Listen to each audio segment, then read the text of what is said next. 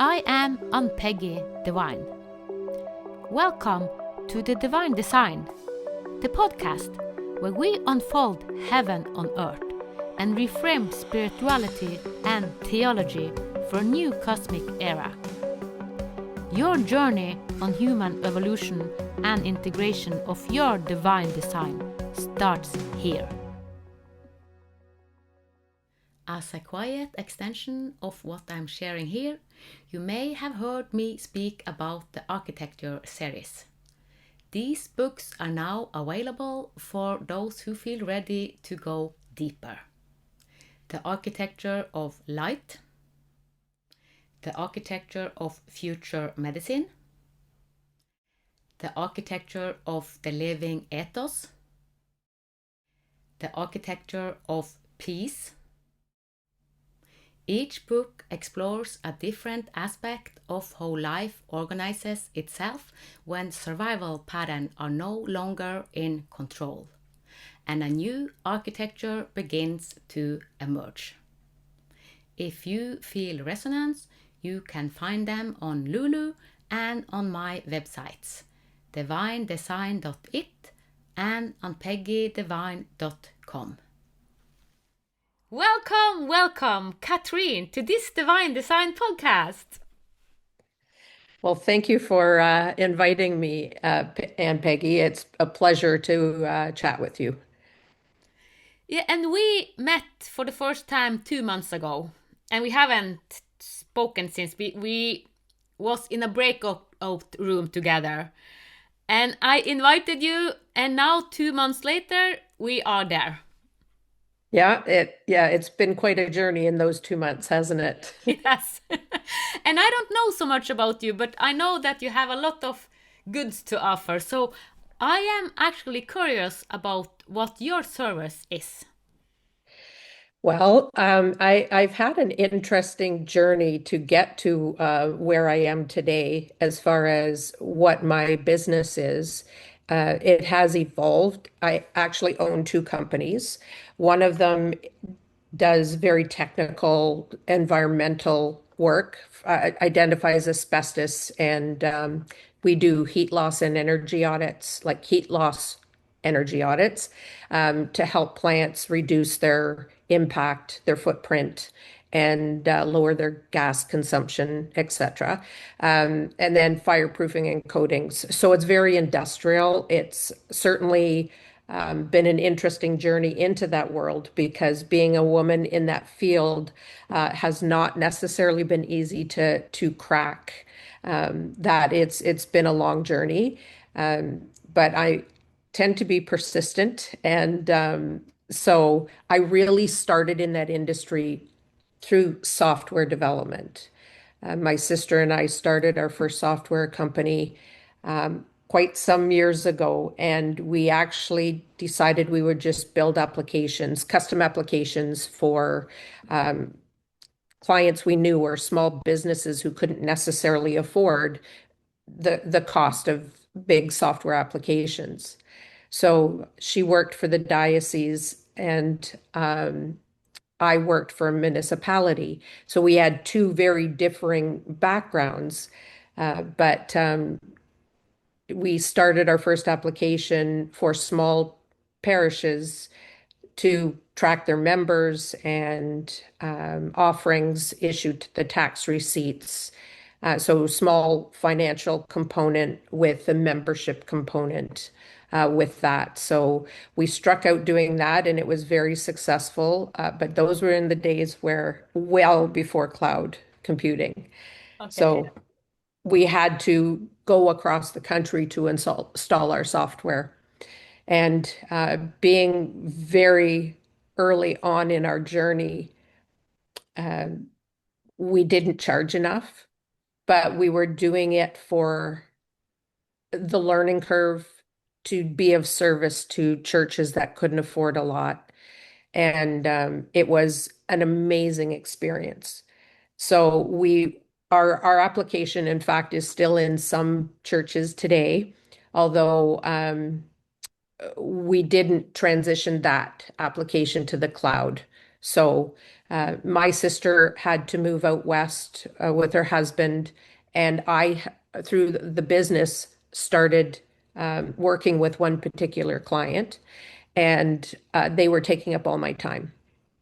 So through that journey, and with my sister having to move out west, she took the church software with her, and I ended up partnering with the client, and that was IMAP. So that's how I got into the IMAP business.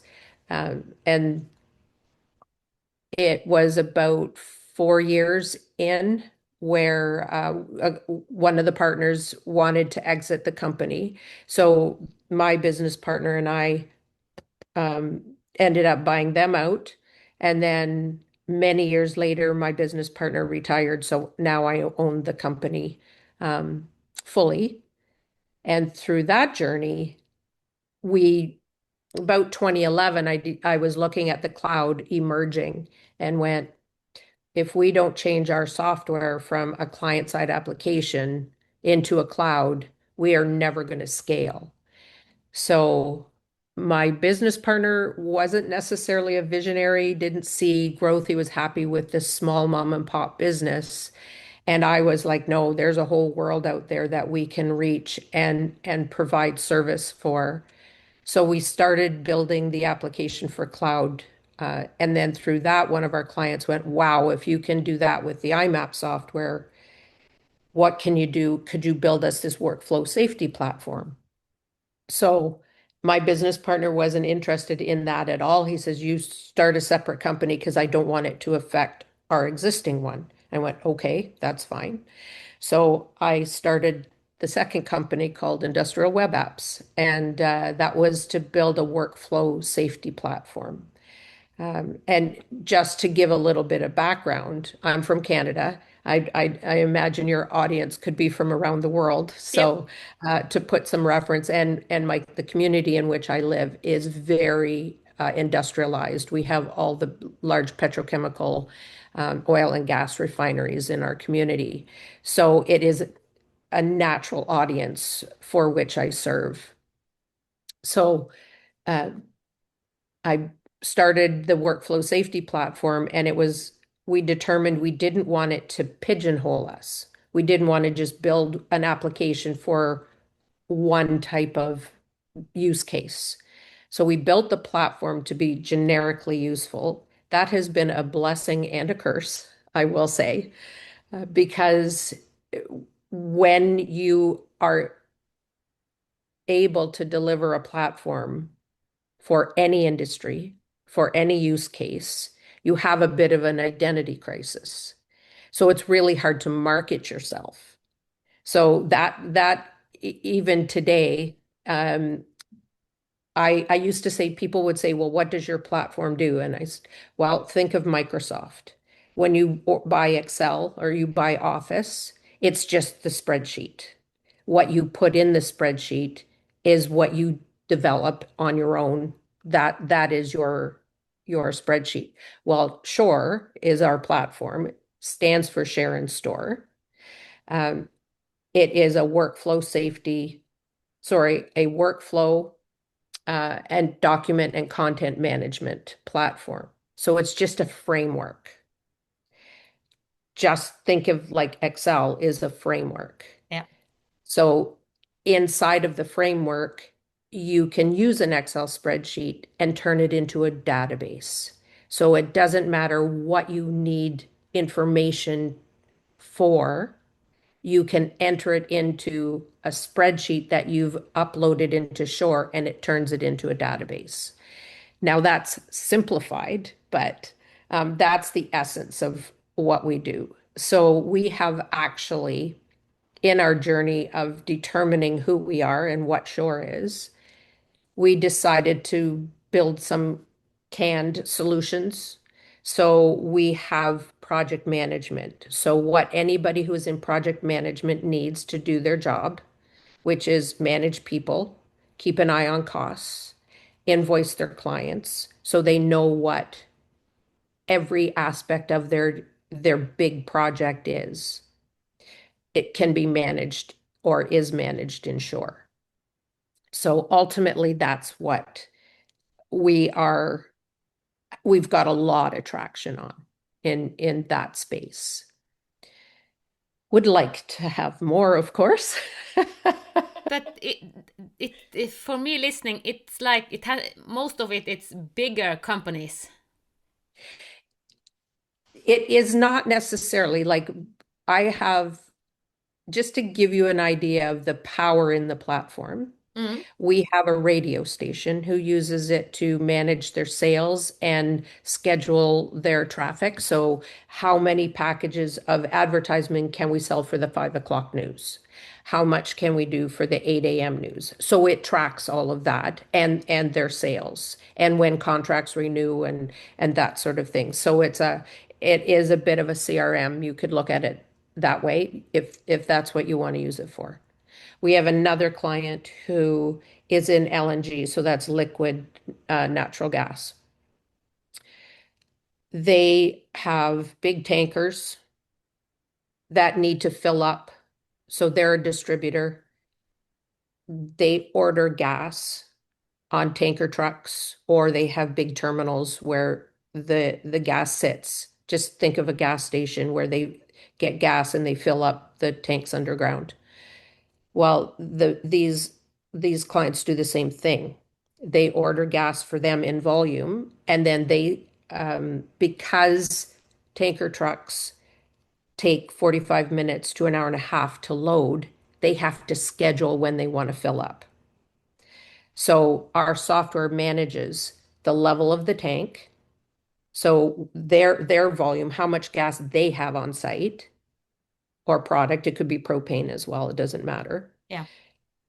So then a driver will log in and say, I want to fill up my truck on this day at this time. And it blocks off that period of time based on the size of the truck and a bunch of technical information.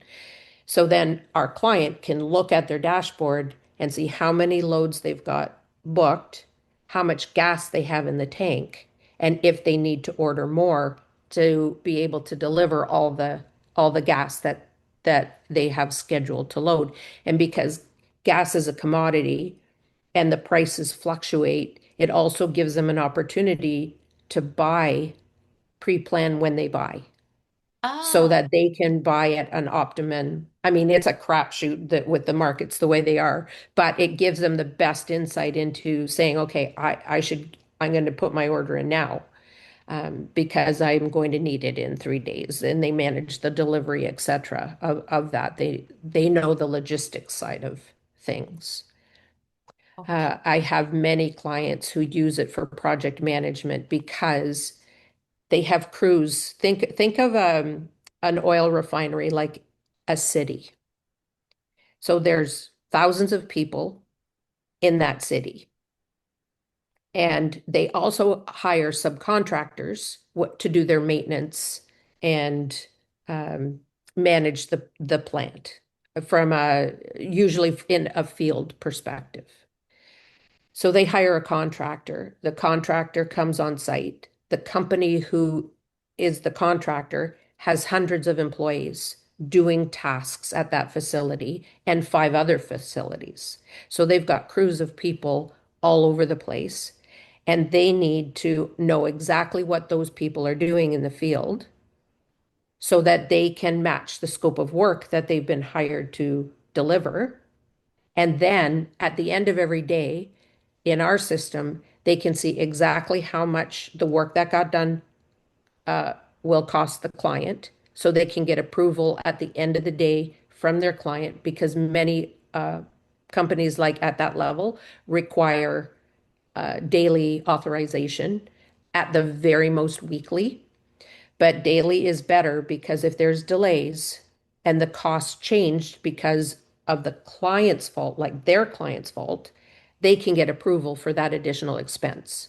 So if I'm the contractor, I can't afford to have to deal with an emergency because there was a delay, or my crew has to sit around because the facility wasn't ready for me, even though they scheduled me today.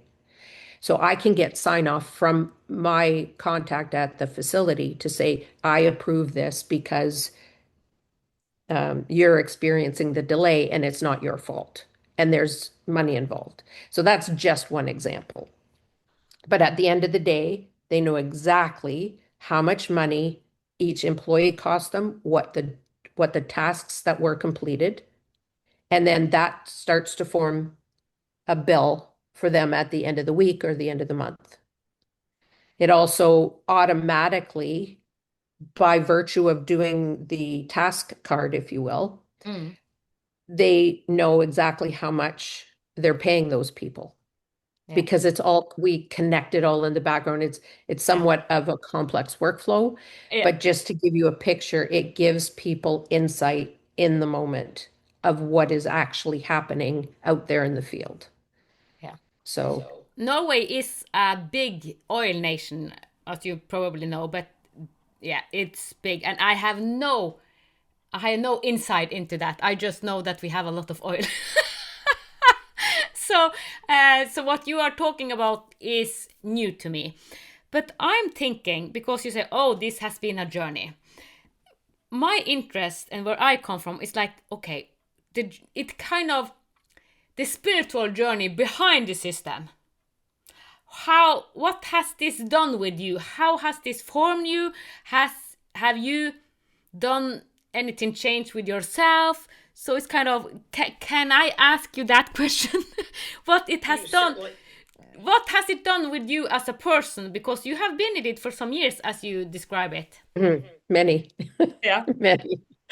I think I just in general owning a business, there are so many ups and downs. Yep. And I am a firm believer that we write our own story, that we do attract the things that we are expecting or asking for. And that's probably my biggest challenge is when you get caught in the day-to-day grind, because Yep. there are many days that are a grind, Yep. you start to lose, I don't know if it's the faith, but when reality hits and it doesn't flow, Yeah. um, it takes some time for you to hit a wall. And then you go, I need to remember why I'm doing this Yeah. and not let the noise talk you into you're on the wrong path. I have many, many, many, many times asked the universe to just tell me because I don't know if should I keep going? Should I change? You have to tell me because I don't know anymore. So there is that aspect. I think I have always been spiritual in that regard. My dad was amazing. I come from a family of nine, and I grew up in the country with, never seeing, our grandparents lived across the road from us, and there was only one or two other houses on our road. It took us an hour to get to school. So there was like, we were fairly isolated and grew up pretty innocently. And my dad he always said, you can be anything you want. You can do whatever you want. Can't is not a word. Um, so he started my belief in that Yeah. as a young child. So I've always had that knowing or that understanding. Mm. Sometimes we forget, Yeah. sometimes we put our own roadblocks Yeah. up. And those are things I think for the rest of my life I will continue try to overcome and I liked what you said earlier. We just let it flow. And that is really what I am trying to that's what I'm working on right now is the flow. I know it should be easy. Yeah. And I am pretty good to roll with the punches when things don't go the way I expect. I have the most amazing team that work for me. They Most of them started right out of college and are still with me 8, 10 years later. And through COVID, that was a tough time because the global market opened up for developers, and my employees were getting poached left, right, and center because they were throwing crazy money at developers, and I couldn't compete. I mean, you can't overnight just all of a sudden say, okay, I can triple your wage. I couldn't do that. So I did lose four people. Um, and that was what I put out to what I analyzed through that process is I think that was right. They bless them, move on. I hope their journey is successful. I did start to caution my employees, like, this is a blip on the map. The world is you're being hired by technology companies who are getting crazy money thrown at it from venture capital, and you will have a job for 1 or 2 years, and that job will be gone. Here, we're on a path. We're here for the long haul. We're not a flash in the pan. We're bootstrapped. I've financed the company from day one. Yeah. I have 10 employees, and the core ones that have stayed, I had 15, and I have 10 today after COVID, and I've maintained that. I chose not to replace those who left. We were able to maintain, and it was through crazy times. So Yeah. I've stayed with my 10 core employees, and um, I love them like they're my kids. And I really, I think the reason I've maintained them is I truly believe in work-life balance. And there are some who slide into taking advantage of certain things, and you have to kind of rein them in. But overall, I believe in processes and rules, and as long as they're clear, um, and if I'm not a tyrant, I don't like if we have a policy and somebody needs an exception to that policy, we absolutely, accommodate. So I really feel like that is in part why my employees are still with me. Um, so that part has been amazing.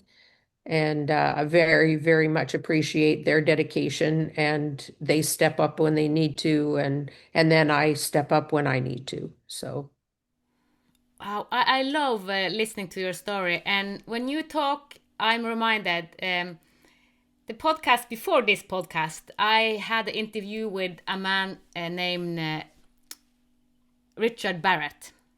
And Richard Barrett, he has made a survey and kind of lead. He started it as a leader prototype because he have worked with so many companies all around the world to see how they can do it better, and also the change of doing it in a new way, not all the old way.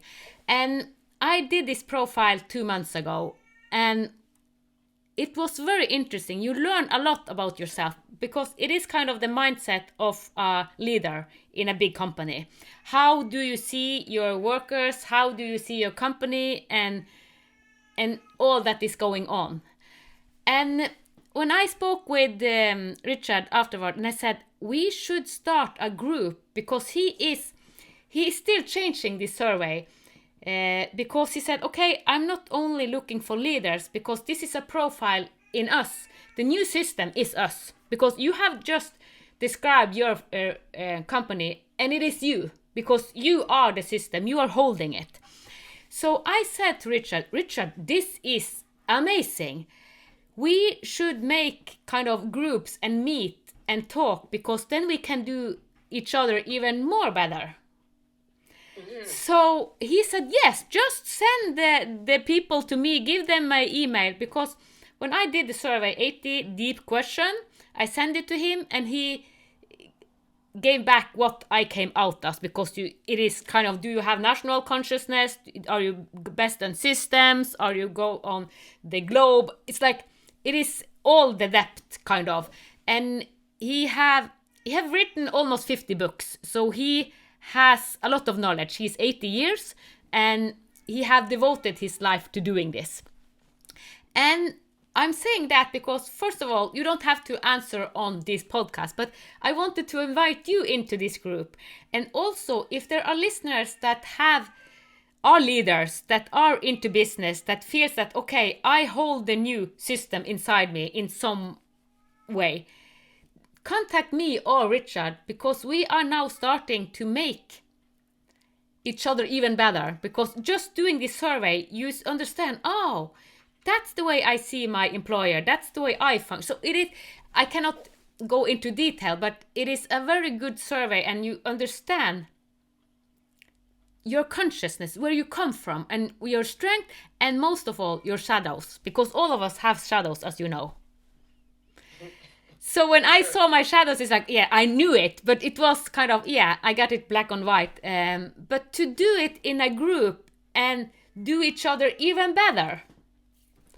So this is just in the beginning. So we have just spoken a couple of days ago. So since you spoke about this, it was kind of, yes, this want to come out even more. So people can contact me or Richard Barrett and come in a community. And we also, when we speak about this, sometimes we start something and we don't know where it will go, but I know this will unfold, and this is a part of the future system. That's all I know.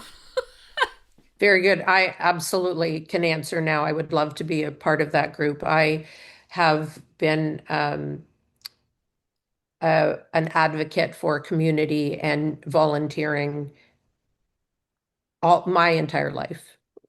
So my parents set the groundwork for that. They always volunteered. My mom in her church, and my dad in anything that he was more into sports and that sort of thing, but they always did more. So as a young person, I thought there's nothing in our community for young people to do because we're a rural community, but we had a bowling alley. So I found out that young people could bowl. My parents bowled all their lives, so I didn't know kids could. So I asked if I could start a bowling league, and the I went to the bowling alley, and they said they'd love it, of course, because it was money for them. So I went out and I filled the bowling alley every I think it was every Tuesday after school. We all went to the bowling alley, and we did that for years and years.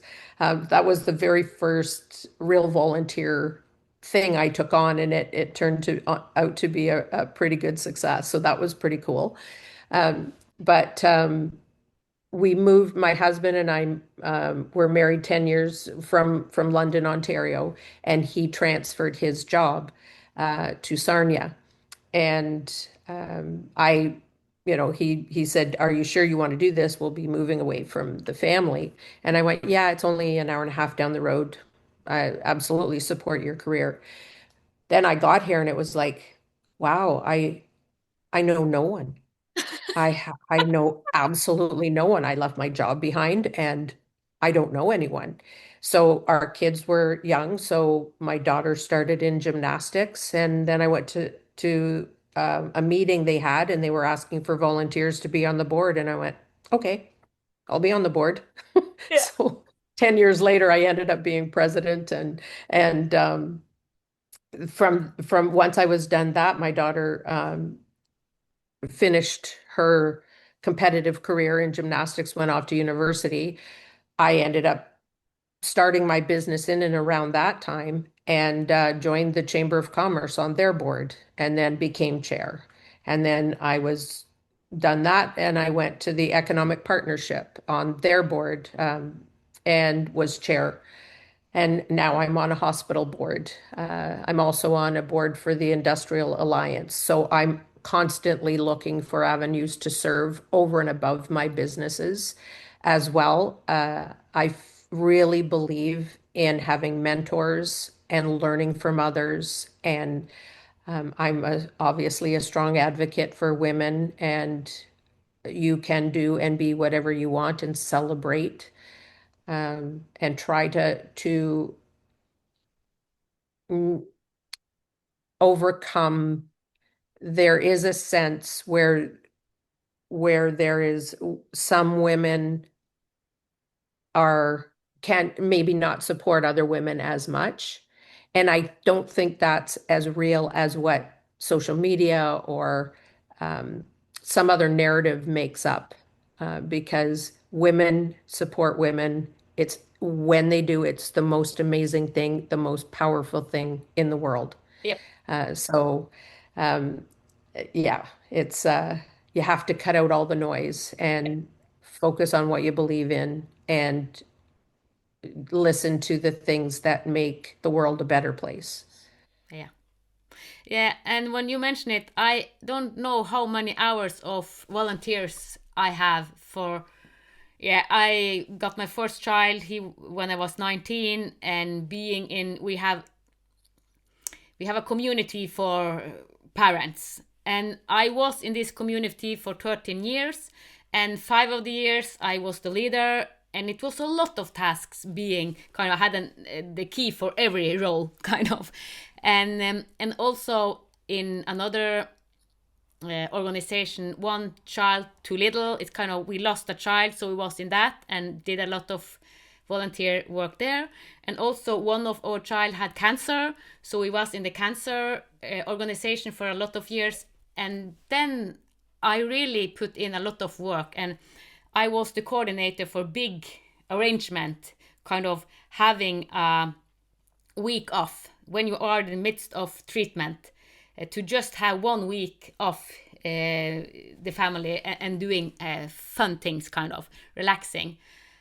So yeah, and I really believe in this kind of working for the society, working for the kids, working for the collaboration, even though it is for free or volunteer.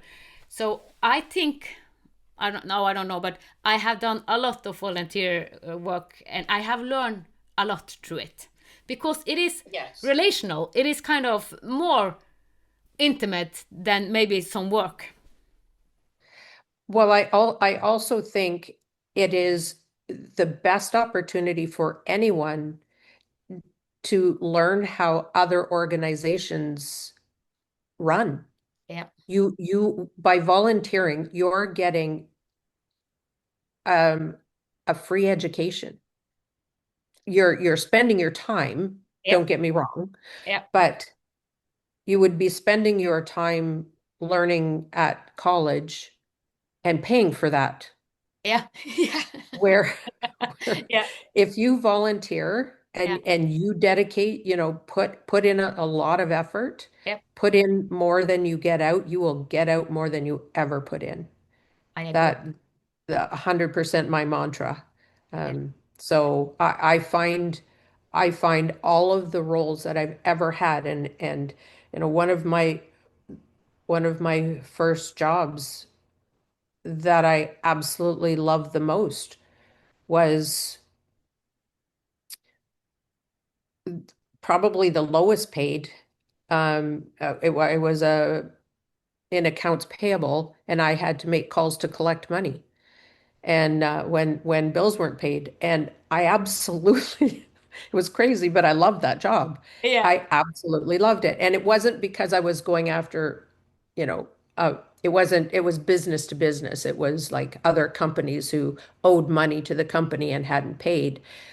That I don't think I could have done that if I was working for, a lawyer's office or a dentist's office, and I had to call a home, a person who couldn't afford to pay their bill. I wouldn't have been good at that. no, But the business to business, I learned so much on how to negotiate and how to work with people. And my mom always did say you attract more flies with honey.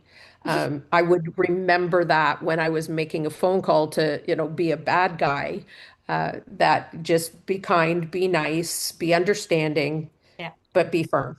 yeah, So, yeah, yeah, it's it, it that I mean that was a job I had, but I learned way more about business by being on boards yeah, than I ever would have learned just doing my own business on my own, yeah, because you only can do what you know and what you understand.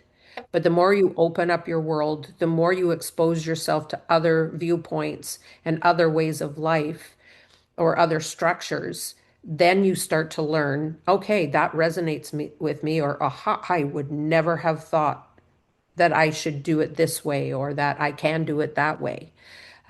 So it is really important to put yourself out there and not be internal. Yep. Just look out and see what others are doing and take the gold. Yep. Yep. And when we you talk, I have been in several other organizations. I don't want to mention the name, but I pull back.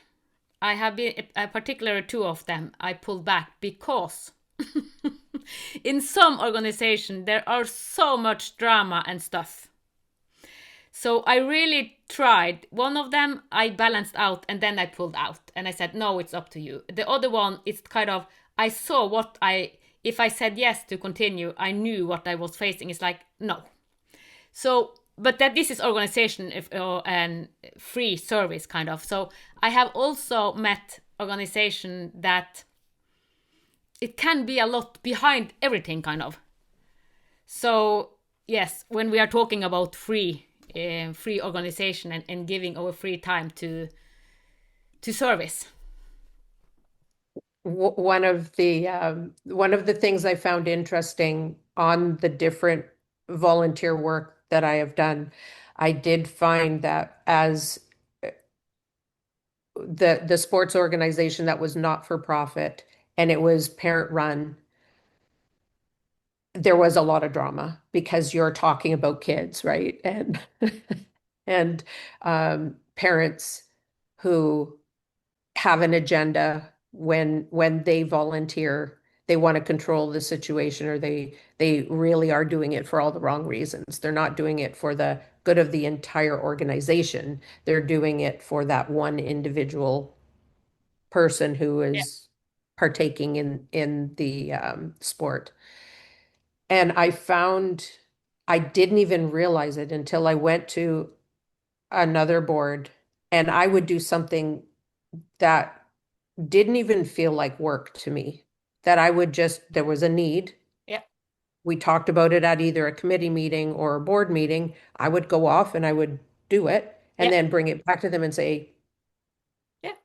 use it or not, but Yeah. this is what I know we need this. So if you like it, it's yours. The thanks I got for doing such little, it was like a nothing thing compared to the 10 years where no matter what I did, I got criticized for it. It was like just nobody was happy. And it was very disruptive really to the organization and to the whole purpose of being. But I didn't even realize it. It was just that my first experience on volunteering and it was all I knew. Yeah. Then I go to this other organization and it was like, you're thanking me like I was a hero for it. That was nothing. Like, I don't know, no, no, don't, don't point it out. It's here. Just take it. Wow, what an incredible experience. It was such a paradigm. It was in such a contrast. Yeah. So then I learned from that though, that you don't have to accept the negative. You don't, I did it for so long that it was just the way it was. You thought it was And then you normal. find that it doesn't have to be this awful. Me giving of my time doesn't have to be awful. And then you learn what really drives it is ego. Quite often, when people are upset with a gift you give, Yeah. Yeah. and they're not happy about it, it's because it's their ego. Yeah. They wish they had done it, or Yeah. you Yeah. Yeah. know. So yeah, it's humankind is a very interesting.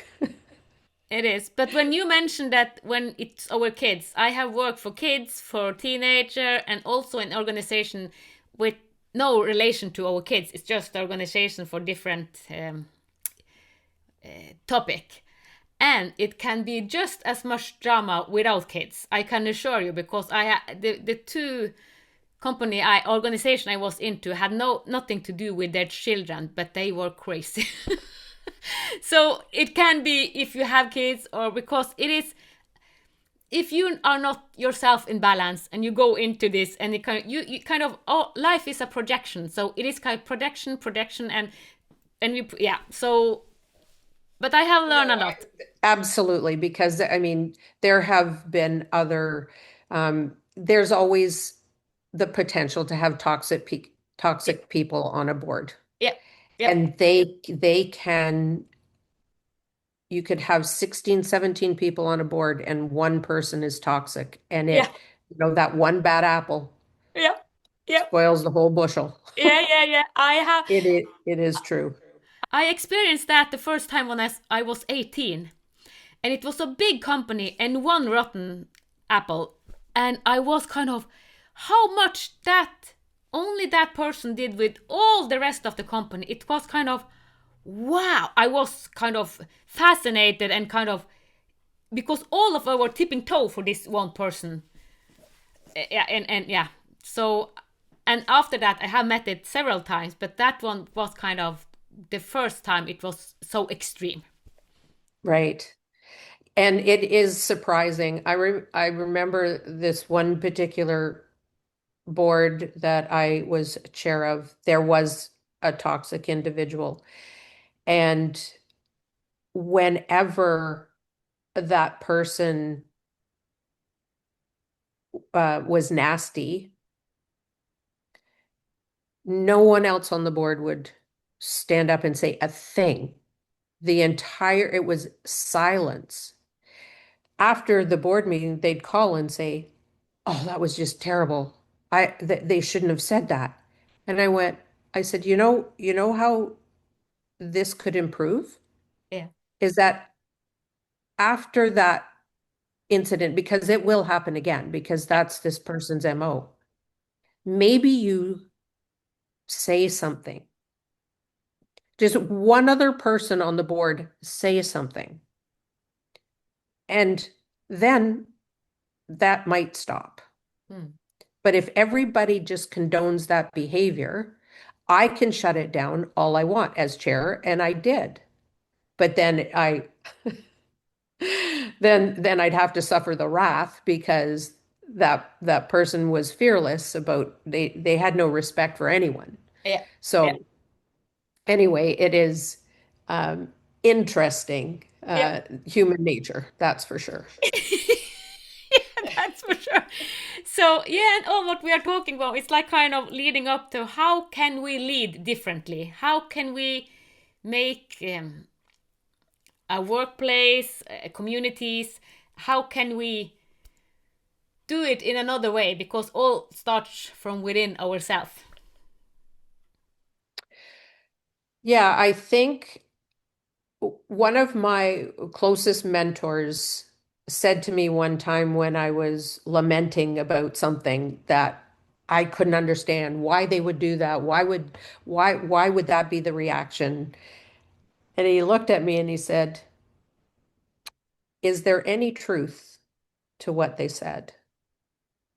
And that I just went, set me back. And I went,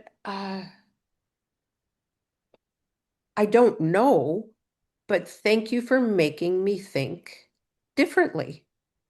It just made me, I don't know if there was any truth. I mean, I probably could have if I dug deep enough at the moment. But what that did for me was realize that people who react Yeah, that on its face offend us might not be doing it just to be mean or because they're a horrible person. They're reacting to their perception of what is happening. yeah, So there has to be some reason they're reacting that way. So so I think as a leader, that's something you always need to be mindful of is if people are reacting a certain way, don't just assume they're nasty or they're wrong or they're mean. Take a step back, take a big breath and think, what could be making them respond that way? yeah, And maybe even ask them, yeah, yeah, I sense that you're unhappy with this decision or this interaction.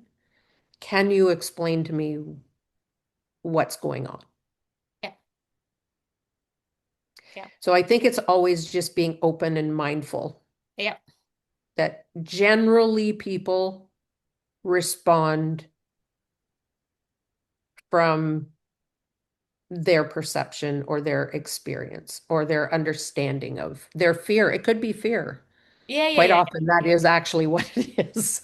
Yeah, because it kind of our society has been crazy. We have to protect, protect, protect, and protection does we get fearful. So I, even my kids have said when mother when 20 years ago and they have what they experienced, and I said, what did you experience like that? And I was very stressful because I have 5 kids, lots to do, and so their perception of me was different than in my mind because I had to do all this stuff. So yeah, I was fearful because I had to do so much, and I had 2 very sick kids. So yeah, so I was actually in fight and flight very much because it was kind of survival. He had cancer, we didn't know if he would survive, so it was, yeah. So being in this, even though I didn't, when I was in it, I didn't think that way. It was kind of the normal. Do you know if he just, you have to kind of survive from day to day. So now several years after, it's like a wow, that was a crazy time, and I was actually in fight and flight, and so my nervous system was even though that was my normal. So when people said Right. you are stressed, no, no, no, this is normal. Right. So Right. I come from Yeah. that, so I understand it completely. Well, and for for when you're in that situation, you have no control.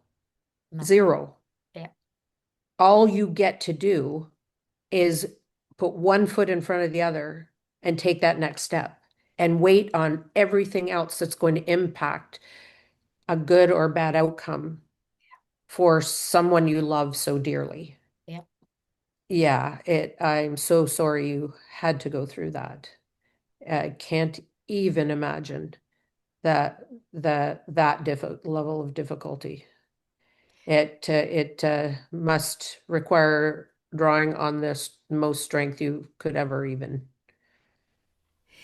Yeah, actually, after being in this almost 20 years, even though it slowed down, it was something. Then the doctor said to me in 2013, you will die. So I prepared to die because my heart had started to become all the time because I had to be, I have to help because I'm also all over. I had so many key roles. I was in borders. I was with my own kids, family. You know, we have a lot of roles as. And the doctor said, now your system can't take it anymore. So my body had said much earlier that it's enough, enough. But I could never stop it because you do everything for your kids. You do. I did for my work, and then the doctor said, now you will die. And I actually prepared to die. But what died was my programming. So I just have to surrender. So I went out of all borders, all organization, because I was in a lot of them. So suddenly, just everyone, I was in most of them to 2013. During 2013, everyone, I went out of everything. And then I was in what we call the dark night of the soul for 6 years. So yes, I have walked the path also, and I died the way I was because it was stress all the time, and so I have walked this path, and I know how it is to live with an activated nervous system. That's why I can help so many to regulate their nervous system because I almost died from it. Right. So just a question, the work you do, um, how do you help people regulate their nervous system? The most effective, I use EFT. I activate the energy point so that the body get a signal that it is safe. Because if we are safe, everything can kind of come true. So I didn't feel safe because it was so. So when I came to safeness, then I started to kind of expand and come in balance. So the first thing I do, it is to help the person become safe. And what I have seen over the last, yeah, I don't know how many years, I when I do regression therapy, they go it's like into hypnosis, and I do it also on Zoom, and I tell them how to activate their own energy point. So I lead them into hypnosis and then go through all the activating, the triggers that is behind the scene, and go through it and kind of chuk, chuk, chuk, chuk, chuk. I point hold to them so they come out balanced. And I have seen so many just doing one double time, and they transform their life. It goes so fast. It's almost like I couldn't believe it myself. But if you go this deep and activate all the triggers that is behind, after a double session, it's kind of I'm a new person. And Michelle, I have a reference out. Michelle's like, wow, she didn't believe in regression. She didn't know what it was. And regression can be kind of you go through all this life. And also an aspect of this is if you believe or if you know that you have a soul and you have lived past life, future life, it's kind of you are more than just this life. You can also experience thing that is that you have something before you incarnated in body. So Yeah, so I so hold this I space. have I hold this space so everything can come up. So it's kind of boom, boom, boom, boom, boom. So it's kind of zero out. so I'm have you ever had the experience where with a client where a past life regression left them feeling pretty awful? Yes, but yeah, several times. But it is a meaning behind it. They felt awful, but almost every time it's like okay, and then they see another, so they feel awful now, but then they go to another. So it's kind of a balanced, so they can You don't see. have to stay. So Yeah. I will tell you my experience with I have tried with meditation doing past life regressions. I kept at it for quite a while and I would be depressed for days after. And I just thought I probably shouldn't have been doing it on my own because I No, think that was the biggest, that is because I didn't know what to do with, and I just didn't want to do it again. I don't I want to go understand. there. I I understand. have. Yeah, because So, I know where to end the session. right. I know where to end. You never end the session in that emotion, because that is a trigger, Right. that is a trauma. You don't end a situation in a trauma because that's re-traumatizing. So you actually traumatized yourself. I did. I Yeah. know I did. And my sister was a big proponent of it. And she said, "Oh my God," she says, "it's been the most amazing experience of my life." So I thought, okay, I'm going to try this. And I did not have the same experience. So I would love to explore that because I don't want that to be, and it was years and years and years ago that I tried that. And it the sense that I still carry today, I feel like I'm still carrying some of that. And I would be happy I will to help you with that. yeah, I believe you will because I thought one of these days I do have to address it. And all my sister and I laughed about it afterwards. She says, "You've got issues." I said, "I know I do." Yeah, no, that's the trauma. You don't end the session in a trauma because yeah, that's not good. But because some I have worked in psychiatry and a lot of system, and actually some of the system is traumatizing because talk about your trauma and they just talk about it and they don't get a release. That is re-traumatizing the person. So you have to Right. help it kind of to come in balance The again. bottom of it, I really believe there must have been something Yeah. that I needed to process. Yeah, yeah, yeah, yeah, yeah. And and I've never given myself the opportunity to do that because I will never do it again on my own. Never. Like it was not fun. So I when I heard the first time you mentioned you did that, I went, I've got to talk to Aunt Peggy about my experience. Yeah. So it is important to have a holder, because I hold it, and if you do it, yes, I do it. I have done a lot of regression by myself, but I have done it so much with clients, so I am experienced. So, but it is to hold the space, and also you'd never end a session when you are in deep depression, or if you are dying and you have a kind of death experience, and you go, oh no, we stop it. That's exactly what happened. And Yeah. I did. It was, and the like I said, for days. And I just thought, I did it one more time and I thought it was no better. So I'm not equipped to do this.